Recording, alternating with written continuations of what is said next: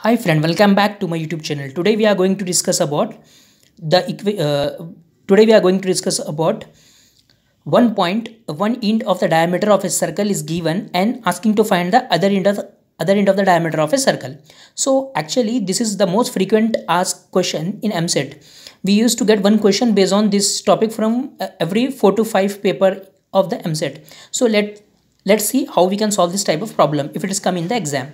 So in the question he has given something like this: the other end of the diameter of a circle x square plus y square minus 6x minus 10y plus 32 equal to 0 if 2 comma 4 is the one end is dash. So clearly he has given one end of the diameter of a circle and he has given the equation of a circle. He is asking to find the another end of the circle. So the formula goes something like this: if x1 y1 be the one end of the diameter of a circle x square plus y square plus 2gx plus 2fy plus c equal to 0, then the other end of the circle is minus 2g minus x1 comma minus 2f minus y1.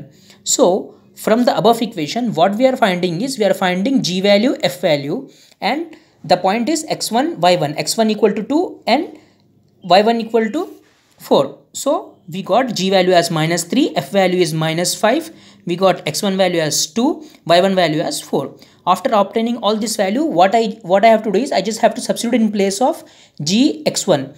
Okay, so I am just substituting all this value. After substituting I am getting something like this: 4 comma 6. 4 comma 6 will be the other point of the diameter of a circle. See how easily we solve this problem.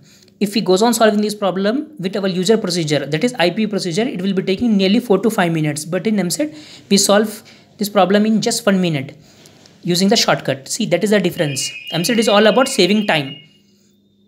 Hope you like my video. If you like my video, don't forget to like, subscribe and share it with your family, friend and colleague. Thank you.